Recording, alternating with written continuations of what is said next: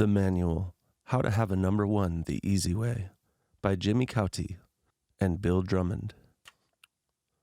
After their first UK number one single, Doctorin the Tardis, they wrote the manual, in which they described how to write a number one single. The original issue is very hard to find. Anyway, you can hear it here. The Manual, How to Have a Number One the Easy Way, the Justified Ancients of MuMu, reveal their Zen-archistic method used in making the unthinkable happen. KLF 009B, 1988, You Know What's Gone. Text by Lord Rock and Timeboy, a.k.a. the Timelords, a.k.a. Rockman Rock and King Boy D, a.k.a. the Justified Ancients of MuMu, a.k.a. the Jams, a.k.a. the KLF, a.k.a. the Fall, a.k.a. the Forever Ancients Liberation Loophole. KLF Publications, 1988. KLF Publications, Box 283, HP22, 5BW. KLF Publications is a KLF Communications company. KLF Communications, 1988. First published, 1988. Guarantee, how to obtain it. We guarantee that we will refund the complete price of this manual if you are unable to achieve a number one single in the official Gallup UK charts within 3 months of the purchase of this manual, and on condition that you have fulfilled our instructions to the letter. To receive this guarantee, please write to KLF Publications, Box 283, HP21, 7HG, UK with your name, address, and photocopy of your purchase receipt, and an SAE. You will receive your guarantee within 28 days. This book is dedicated to the memory of Don Lucknow. We would like to thank Marie O'Flaherty for her dedication and hard work above and beyond the call of duty, and without whom we would not have completed this manual. The Beginning, How to Have a Number One the Easy Way. Be ready to ride the Big Dipper of the mixed metaphor. Be ready to dip your hands into the lucky bag of life, gather the storm clouds of fantasy, and anoint your own genius. Because it is only by following the clear and concise instructions contained in this book that you can realize your childish fantasies of having a number one hit single in the official UK Top 40, thus guaranteeing you a place forever in the sacred annals of pop history. Other than achieving a number one hit single, we offer you nothing else. There will be no endless wealth, fame will flicker and fade, and sex will still be a problem. What was once yours for a few days will now enter the public domain. In parts of this manual, we will patronize you. In others, we will cheat you. We will lie to you, but we will lie to ourselves as well. You will, however, see through our lies and grasp the shining truth within. We will trap ourselves in our own pretensions. Our insights will be shot through with distort rays, and we will revel in our own inconsistencies. If parts get too boring, just fast forward, all the way to the end if need be. Now, we all know that pop music is not going to save the world, but it does, undeniably, create a filing system for the memory banks. In years to come, people will stagger home down lonely streets, singing your song to the strains of regurgitated Vindaloo, all memory of who was behind the song lost. It is you, though, who will be responsible for bringing back those lost tastes, smells, tears, pangs, forgotten years, and missed chances. So enjoy what you can while at number one. People equate a number one with fame, endless wealth, and easy sex, a myth that they want to believe, and one that the popular press want to see continued. Along with the soap stars, sporting heroes, and selected, however distant, members of the royal family, pop stars belong to a glittering world of showbiz parties at one end of the scale, to illicit liaisons at the other, where their lives are dragged up, dressed up, made up, and ultimately destroyed. The celebrated, of course, are apt to fall into a world of drugs, drink, broken marriages, and bankruptcy. But even this is given the glamour treatment instead of the squalid misery that it is in reality. Basically, a number one is seen as the ultimate accolade in pop music, winning the gold medal, the crowning glory. The majority of number ones are achieved early on in the artist's public career and before they have been able to establish reputations and build a solid fan base. Most artists are never able to recover from having one, and it becomes a millstone around their necks to which all subsequent releases are compared. The fact that a record is number one automatically means the track is in a very short period of time going to become overexposed and as worthless as last month's catchphrase. Once or twice a decade, an act will burst through with the number one that hits a national nerve, and the public's appetite for the sound and packaging will not be satisfied with the one record. The formula will be untampered with, and the success will be repeated a second, a third, and sometimes even a fourth time. The prison is then complete. Either the artists will be destroyed in their attempt to prove to the world that there are other facets to their creativity, or they succumb willingly and spend the rest of their lives as a traveling freak show, peddling in nostalgia for those now far off carefree days. These are the lucky few. Most never have a chance of a repeat performance and slide ungracefully into years of unpaid tax, desperately delaying all attempts to come to terms with the only rational thing to do, get a 9-to-5 job. Even if the unsuspecting artist doesn't know the above, rest assured most of the record business does, but for some lemming-like reason refuses to acknowledge it. They continue to view the act's cheaply recorded debut blockbuster as striking gold, and will spend the next few years pumping fortunes into studio time, video budgets, and tour support, whilst praying for a repeat of the miracle and the volume album sales that bring in the real money. Of course, there are those artists that have worked long and hard building personal artistic confidence, critical acclaim, a loyal following, all strong foundations, and then have a number one. That is that crowning glory. But even then, the disgruntled purists amongst the loyal following desert in disgust of having to share their private club with the unwashed masses.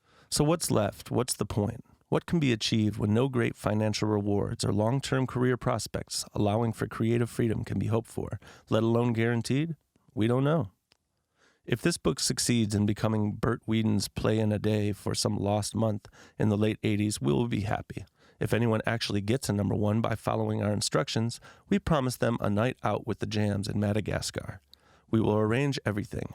For those that might be offended, please read all he's, hims, and hises as she's, hers, and hers. Being blokes, it was easier writing it the way we did. So how do you go about achieving a UK number one? Follow this simple step-by-step guide. Firstly, you must be skint and on the dole. Anyone with a proper job or tied up with full-time education will not have the time to devote to see it through. Also, being on the dole gives you a clearer perspective on how much of society is run. If you are already a musician, stop playing your instrument. Even better, sell the junk. It will become clearer later on, but just take our word for it for the time being. Sitting around tinkering with the Portastudio or musical gear, either ancient or modern, just complicates and distracts you from the main objective. Even worse than being a musician is being a musician in a band. Real bands never get to number one, unless they are puppets. If you are in a band, you will undoubtedly be aware of the petty squabbles and bitching that develops within them.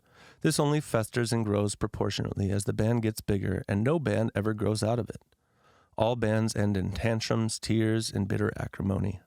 The myth of a band being gang of lads out against the world, read as to change, to shag, or to save the world, is pure wishful thinking to keep us all buying the records and reading the journals. Mind you, it's a myth that many band members want to believe themselves. So if in a band, quit. Get out. Now. That said, it can be very helpful to have a partner, someone who you can bounce ideas off of, and vice versa.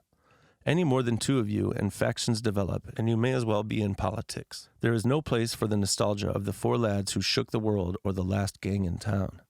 Watch Top of the Pops religiously every week and learn from it. When the time comes, it is through TOTP that you will convince the largest cross-section of the British public to go out and buy your record. Remember, Top of the Pops is all-powerful and has outlasted all the greatest, Cliff being exception to the rule.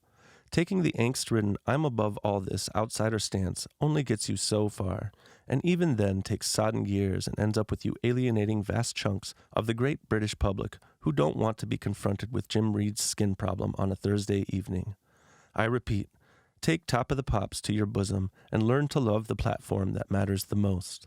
You can begin any Sunday evening by listening to Bruno Brooks introducing the Top 40 show between 4 p.m. and 7 p.m. You don't have to sit down and dissect and study it. Just have it on and make the tea. After you do whatever you do on Sunday evening, but before you go to sleep that night, you are going to have to come up with a name for your record company. Nothing too clever or inspired. Something that sounds solid. You just want something that's not going to be offensive and people are going to be happy doing business with. Monday morning. Check that the company name that you have chosen is still sound. Be up, dressed, and out by 9 a.m. You are going to have to get used to getting up earlier. No lying in until noon now. From now on, every time you telephone someone on business, remember to give them your name and the company you are from, even though it's only you. Don't bother getting headed notepaper. People waste a lot of time, effort, and money having stationery produced when getting a new business off the ground. People in the late 80s can see through the smart graphics. Spend the remainder of the morning amassing the rest of the tools you will need for the job at hand. These are 1. A record player. The crappier the better, as long as it actually works. Mass appeal records can always transcend any apparatus they are played on. An expensive setup is only for judging coffee table records. Number 2. Copies of the latest in the series of Now That's What I Call Music and Hits LPs. Number 3. A copy of the most recent dance compilation LPs, the Techno Sounds of Dagenheim Volume 6, etc. Number 4. All the 7-inch singles in your house that ever made it to the top 5. If there are any other good records you want to add to the pile, make sure there is a very good reason why they should be there, and make sure they were never released as indie records or had any punky associations. Number 5. A copy of the latest edition of Guinness Book of British Hit Singles. Number 6. A copy of the Music Week directory.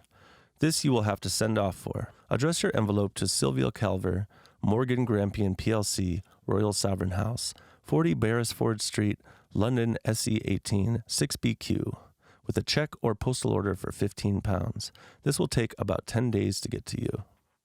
Number 7. A hardback notebook and a fine point black ball pentel. If you do not already have any of the above or are unable to borrow them, then we are afraid you are going to have to spend some real cash. Hopefully this will be the last time in the whole project that you will have to use up some of your own gyro, other than the odd bus fare and phone call. If you have a telephone where you live and it hasn't been disconnected yet, great. If not, buy a phone card. The more expensive, the better. Using coin-operated telephones is crap for the obvious reasons. There are usually queues, are often vandalized, and the money runs out, thus making you look like an inefficient dickhead and not a future number one. If you have all that done and it's not yet 1 o'clock, start listening to the hits and now compilation LPs from end to end. Of course, your conditioned brain will tell you it's all a pile of shite and pale in insignificance compared to the golden era of pop, when you were on the cusp of your adolescent years. Dig deeper into your heart and you will know that you are just lying to yourself. All eras in pop music are golden years, or will be looked upon as such by the only generation that matters at any given time. Not only are all ages in chart pop equal, chart pop never changes. It only appears to change on its surface level. Unwrap pop's layers and what we are left with is the same old plate of meat and 2 veg that have kept generations of pop pickers well satisfied. The emotional appetite that chart pop satisfies is constant. The hunger is forever. What does change is the technology. This is always on the march. At some point in the future, science will develop a commodity that will satisfy this emotional need in a more efficient way. There was a period in our own prehistory when top 10s and number 1s didn't exist, when tea time on Sunday wasn't synonymous with the brand new chart rundown. For the time being, we have our top 10s and number 1s, and while science marches to the beat that will finally destroy it all, it also comes up with the goods that will satisfy our other endless appetite, that of apparent change. All records in the top 10, especially those that get to number 1, have far more in common with each other than with whatever genre they have developed from or sprung out of. The cool cats and hipsters of the early 60s might have thought modern jazz was going to finally break through when Take 5 made the hit parade.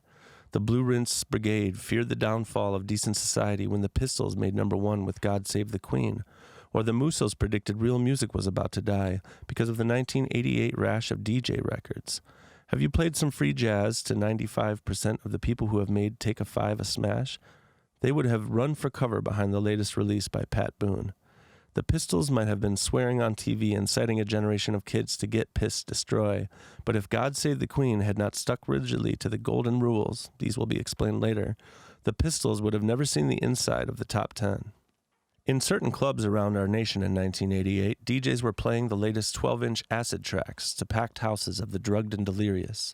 If any of these DJs had any ambitions to follow in the paths of Tim Simonon and Mark Moore to the top of the charts, they have to acknowledge the fact that what they have learned out there behind their techniques can only provide them with the fashionable icing when it comes to the real action inside the top 10, and the battle for the number 1 slot is on. They must also follow the golden rules. In our lifetime, Great Britain has been pretty good at coming up with or reinterpreting a constant flow of entertaining subcults that young people can either lose or find themselves in. With most of these subcults comes some kind of music. Our cult-hungry media grabs whatever it is and splatters it all over the place. Whatever music markers follow in its wake are bid for by the more desperate sections of the music industry. Once signed, a process will begin in an attempt to transform whatever noise that was made by that ensembles into something that will fit into the golden rules of chart pop. The process involves plenty of trial and error and huge sums of never-seen cash. So if one of these ensembles finds themselves in the higher regions of the charts, and their sights are set on the top spot, their fellow subcult members interpret this as the walls of Jericho finally crumbling, or at the very least, their boys working as moles from the inside. All that in actual fact has happened is, unwittingly or not, the golden rules have been adhered to, and the Nouvelle subcult has attained maximum media exposure. Although the latest subculture might be useful to give each potential chart record its attitude gloss, it must be remembered that this particular attitude might put as many people off the otherwise perfectly acceptable pop record as be attracted to it. Another useful hint when it comes to subcult attitude gloss, it often helps not to be purists. Water it down, sugar it up. Some of the above Tony James understood, some he most definitely did not. Of course there is another argument. Demands are created and appetites stimulated. Pop music is the worst example of this. There are wicked music moguls cynically manipulating the hearts and minds of young teenagers so as to get them to part with their pocket money. This is a worthless argument pursued by those unlucky ones who have never really been moved by the glories of pop music. They may as well have never been teenagers. The recording studio. Don't be tempted to skip this section on studios.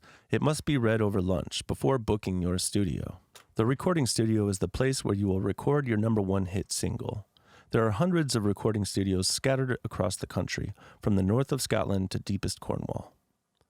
The studio owner. The majority of studios are privately owned by someone who is actively involved in running the place on a daily basis. Very few are owned by the major record companies. These owners are usually very enthusiastic and encouraging types who have a long, broad, and deep love of all things musical. Often they have been musicians themselves, but have decided to knock their days on the road, on the head, and get into what they hope would be a more lucrative and stable business of owning a studio. Unfortunately for them, this is usually not the case, and they will have to spend the rest of their lives seriously in debt. The studio owner will often have a very realistic and pragmatic view of the musical business. He will have been through the mill, ridden the rough ride, seen spotty oiks come into his studio hardly able to roll their own, and within what seems like a matter of months become internationally renowned and respected musicians whose opinions are eagerly sought on anything from the destruction of the Amazon rainforests to the continued subsidy of the local bus service, whilst developing an unhealthy appetite for cocaine. A fact that is continually on the studio owner's mind is that there are far more studios flogging studio time than there are clients willing to pay for it. This creates a desperate competition between studios to encourage you, the client, to use them. One outcome of this competition is for the studios to continually get themselves as far into hawk as their banks will let them go, enabling them to invest in the latest recording studio hardware. This hardware, they hope, will act as the bait to get you, the client, to book the studio. It also fulfills a secondary role, that of keeping the studio's eager, young, upwardly mobile engineer loyal to the studio and prevent him from defecting to a better-equipped rival. We will go further into the intriguing subject of the recording studio engineer later on in this book. The studio manager. The studio manager, as opposed to the studio owner, is the person who looks after all aspects of the smooth and efficient running of the studio. In smaller studios, this is often the owner, who has a personal assistant who handles most of the job for him. In large studios, these are usually a breed of highly efficient women, whose matriarchal presence can be felt in all areas and at all times. Engineers. There will also be a small posse of recording studio engineers on call, from the T-boy who started last Monday and hasn't been sacked yet, to the senior engineer. All engineers start life as T-boys and are officially called tape ops, the person who switches the tape recorders on and off.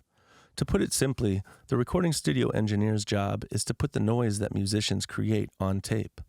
Large studios will have a maintenance engineer. If any malfunction occurs with the studio hardware, it is his job to get it working again, fast. Smaller studios usually have one on call. The studio. Studios are in the most unlikeliest of buildings and the most unlikeliest of settings. Although all studios want to attract as much business as possible, they do not want to advertise their presence to local thugs who might fancy breaking in and getting their hands on a few £1,000s worth of gear. The simplest classification given to studios is the amount of tracks their tape machines have. This can be either 4, 8, 16, 24, 32, or 48 track studios. 4, 8, and 16 track are only used for making demos these days, and demos are a thing of the past. You will find engineers everywhere trying to impress you with the fact that Sgt. Pepper was recorded on a 4-track. This is, of course, as relevant as the fact that no JCBs were used in the construction of the Great Pyramid. A 24-track is what you will need for the initial recording. 32 tracks are still pretty rare. 48 tracks are where 2 24-track machines are synchronized together. You might need one of these when it comes to the final mixing stages of your future number 1. A 24-track means that your engineer will be working with a multi-track tape recorder that has 24 separate tracks on which he has 24 individual sounds recorded at any one time.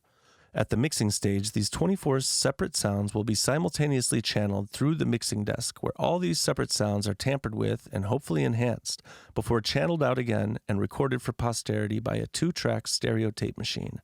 This is the master tape. The other common way that recording studios are classified is whether the desk is computer-assisted or not. For the initial recording, you will only need a manually operated desk. A computer-assisted desk is used when the recording reaches the maximum stage and the engineer is having to juggle with a minimum of 24 tracks simultaneously. The computer will assist by giving the engineer at least an extra 22 hands and 24 perfect memories, an obvious added bonus in these techno days. SSL, solid-state logic, is still the most common computer-assisted make of desk and still the only one to insist upon.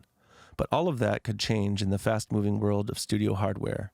From now on, we will refer to all computer desks as SSL.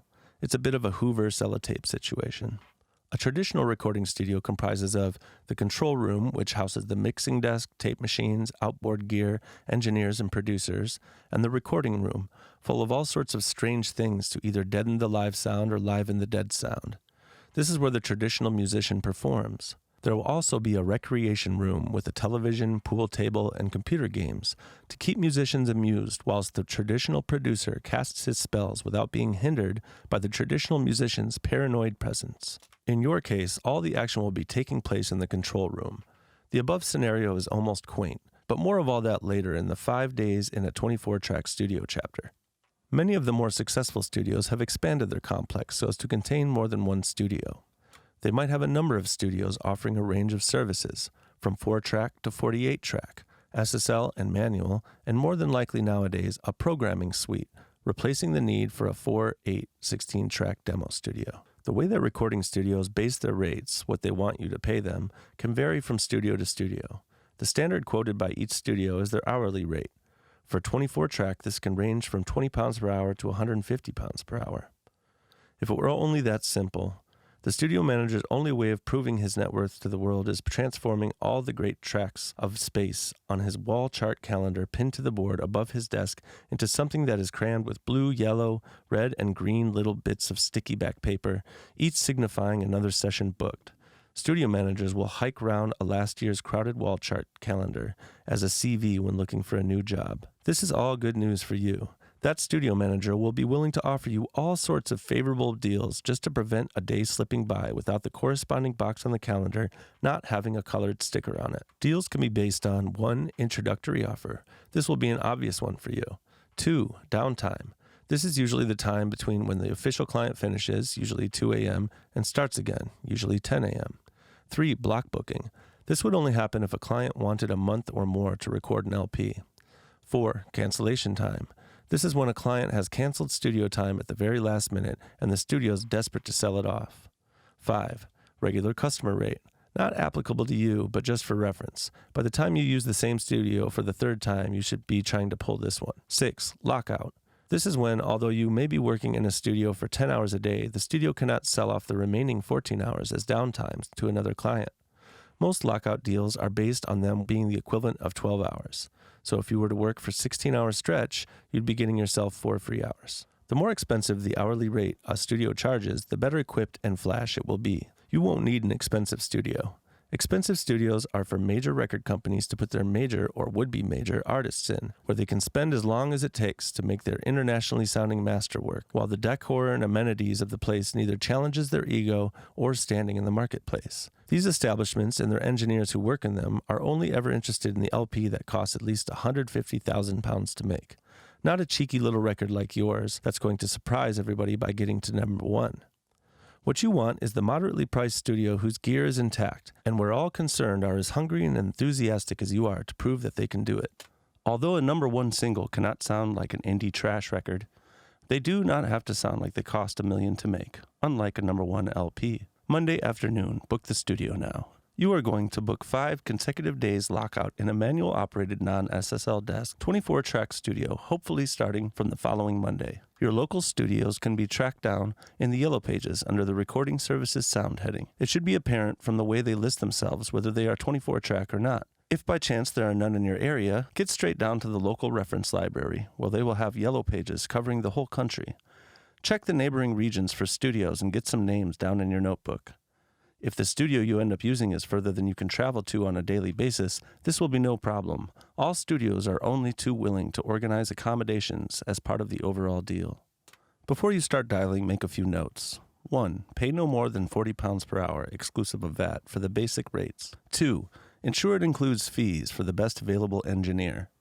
3. Be aware that you will also be charged for the tape you use and extra gear that is hired in specially for your session. Remember to get the rates for these. If you smoke, it's time to light up, then pick up the telephone and dial. Ask for the studio manager. Just remember the studio manager is going to be out to impress you, the potential client. They won't be thinking, who's this dickhead calling up who doesn't know what they're talking about? They will be too worried that you are thinking that they are the dickhead, and on that basis, will book a rival studio. Give him your name and the company you are from, and with the information we have already given you, start doing your first deal. First checking to see if they have the facilities you require. The studio will then try to flog you down time or odd days here or there. Hold firm.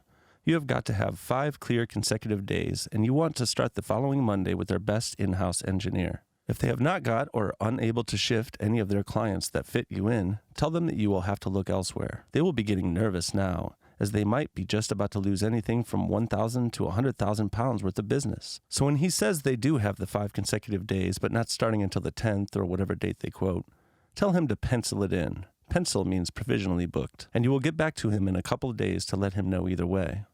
It might be worth having a bit of chat with him about what other clients they have had in lately. Ask if they have had any hits come out of the studio, that sort of thing. This helps you build up a bit of a vibe where the studio's at. Then call the next studio on your list and repeat the process.